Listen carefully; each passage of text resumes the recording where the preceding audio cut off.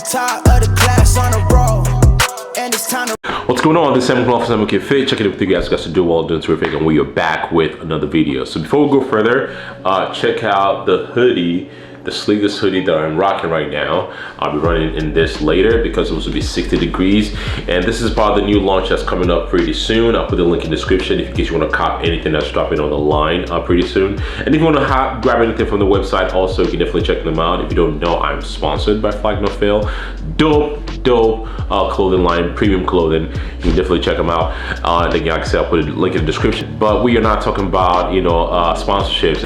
We are talking about things that I do and how I plan to recover, bringing up the challenge that I'm doing pretty soon, which is the 448. Not just that alone, what I've been doing, because I've been running a lot to help me in terms of recovery. So I just thought I'd show you guys in case that's something that you guys might be struggling with. And obviously I'm training at the same time and I'm running at the same time. There's a lot of stress, there's a lot of fatigue that I'm accumulating, but I keep showing up and I've been better. And I thought I shouldn't hold that information. I should share that with you guys in case you guys want to incorporate that. Even though you don't run, if you just only train, I think it's beneficial for you to use the strategies and the things that I will be talking about in this video, because it can definitely help you out along the way.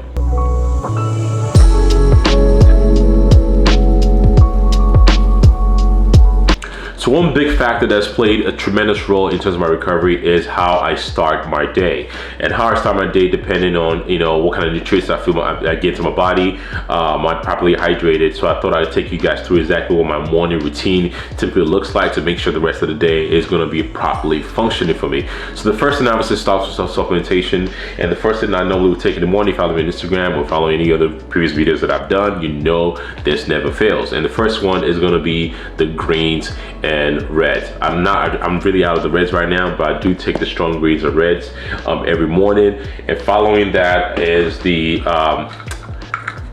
strong joints in the morning, because again, you want healthy joints. And then we have creatine, obviously, because I'm still training at the same time. Creatine actually allows your muscle to be fully hydrated through phosphocreatine.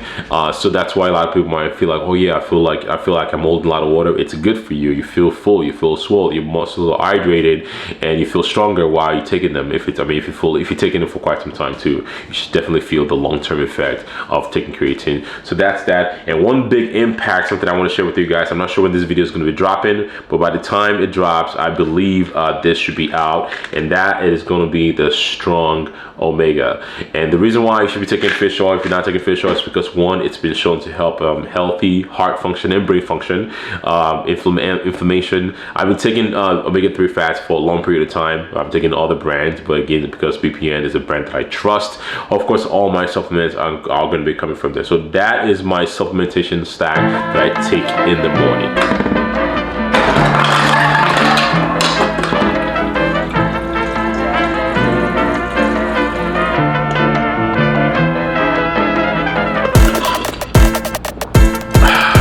Another main point that I want to bring up is water. Hydration is very, very important. So what I try to do, in case people are struggling to hit their protein, right, I typically recommend start your day early, making sure your protein intake at the beginning of the day is a lot higher, because it puts you way ahead of the game. Same thing goes for water. So this is the ice shaker, 36 ounce shameless plug. I'm sponsored by them also. Link in description if you want to cop a shaker. But my point is, this is a 36 ounce shaker, so I try to finish this in the morning so it can get me ahead of the game. And again, because I run a lot and I sweat a lot, and that means I need to replenish the water or the hydration that I'm missing.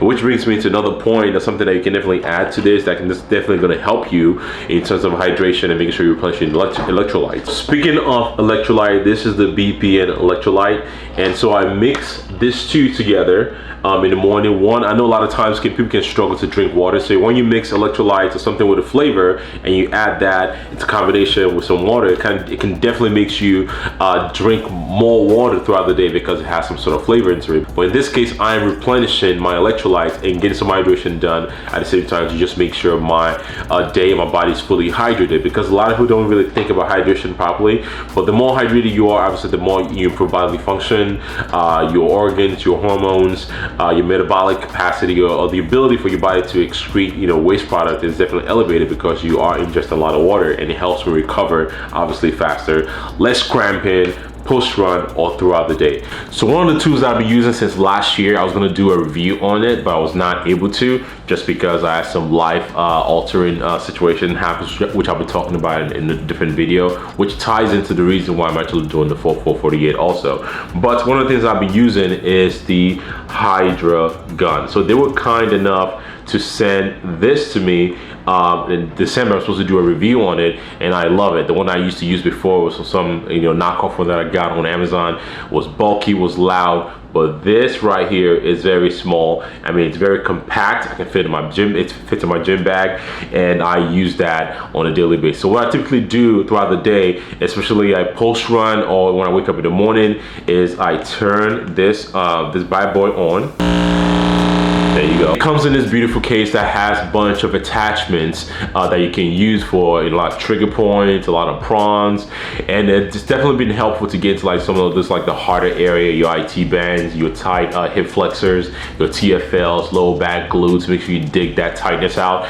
It's been definitely been very helpful, especially for me since I'm running a lot now. I had some IT band issues, and my right foot has been kind of just like very tender. So anytime I get the HYDRAGUN out and definitely just mash out my foot, get that tightness out, it's been a game changer on my runs. Again, I'll put the link in the description for you guys in case you want to, and also not just for run period too, like when I'm sore my tightness from running, from lifting or quads or anything like that, my shoulder, I definitely use this before every training session and before every run, especially post run. It's definitely something that I use. So another component that a lot of people don't really think about when it comes to recovery is the nutritional aspect of things. So in case you don't know, I have been on the cut for quite some time, and the goal of the cut is just to make sure I decrease my body weight, so to make sure I am running a little more efficiently. So I've been cutting for quite some time, but the challenge cutting brings into the situation is it puts me in an environment for me not to be able to recover properly. So what I typically would do is majority of my run throughout the week are now like longer miles or anything like that, but my runs at the end of the week are typically longer miles. I'm talking between 6 and 10 depending on what the training protocol calls for, but typically I assign my longer runs on the weekends because that's typically where I have the most time to actually complete them. But nutrition wise, my nutrition has been sort of in the maintenance and a deficit position, which it doesn't really allow me to fully recover from training or running a lot. So what I do is, because I'm going to be running a lot over the weekend, I increase my calories to take me out of that maintenance into a surplus. I honestly don't really track per se on the weekend. I just want to eat to make sure, one, I'm properly fueled for the long run, and two, I'm properly fueled to at least feel some sort of recovery for that next 2 days that I'll be running a lot or training really heavy. So that's something you want to consider, and I think a lot of people definitely has requested and asked me, like, how do I manage nutrition and training, and I'll be getting a little more in-depth video for you guys to give you exactly what my nutrition looks like on the days I'm combining running and I'm doing my long runs. I'll bring that to you guys. If you want to see that, give this video a thumbs up. So another key factor I want to mention, and I will say there's a little caveat to this because I just started using this in the last week or so. I've noticed a slight improvement, but I'm not gonna lay my life on the line for it, but I think it's definitely worth a try, and that has been this cane foot shoes. So this was sent to me by the homie Adam Klink, and it's a pretty dope design. You have the the BBM logo in between, and you have on the side that says "Go Want More." So typically in the last few days, anytime after the run, I've been rocking this and been wearing out, and this is made out of a sustainable material. It's supposed to be forming your feet like in the pressure area, kind of just easing and improve blood circulation. But I definitely feel after I finish a long run, when I take my shoes off, just walking around barefoot, it can be uncomfortable, and wearing something like this has definitely helped.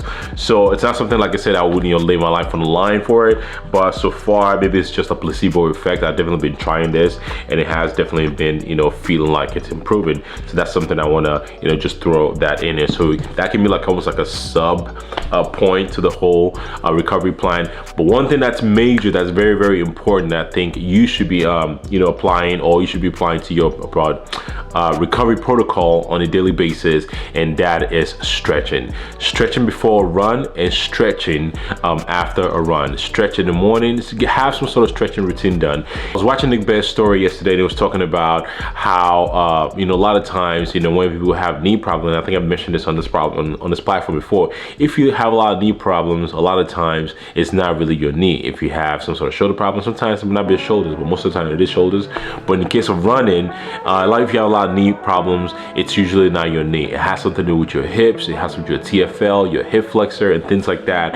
And try to incorporate a lot of, you know, hip stretches to make sure you're nice and loose when you run, and it's not going to create a lot of problem. That means for somebody like me, that's, you know, I'm a bigger dude, I'm just started running, it's very, very important that I make sure I am stretching on a daily basis. A lot of stretching has definitely been very impactful so far in terms of like my morning routine, or what I do when I wake up in the morning. You know, I try to stretch as much as possible. I get that stretching done, and once that stretching is done for the day, and I'm pretty much set to make sure, you know, I'm good for the day, I stretch before I run, I stretch post run, and anytime during the day when I feel like, okay, I'm a little like tight, I definitely get that stretching done. So that is what I essentially do to make sure I'm recovering properly. And now I'm going to get some food, take some G1M Sport with some electrolyte, and go for a long run. It's not a long run, I think it's like 4 to 6 miles.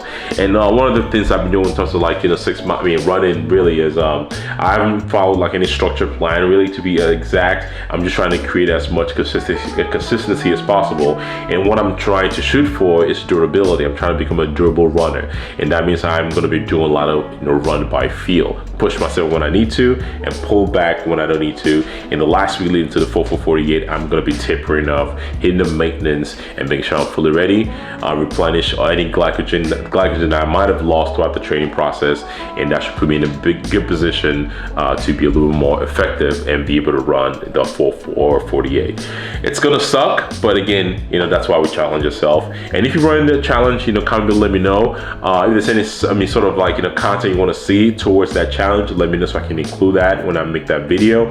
Again, the purpose of doing videos like this is to inform you guys. It's for you guys, definitely not for me. So if I can include anything that you guys want to see, I'll definitely make that a point to include that. Anyways, that's all I got for you guys. Hopefully this video is very helpful for you guys, and you can apply some of the tools and tricks of the trade, as some people would say, into this video, and hopefully help you into becoming a stronger version of yourself. It's Sam for 7OK Fit. I will see you guys on the next video. Peace.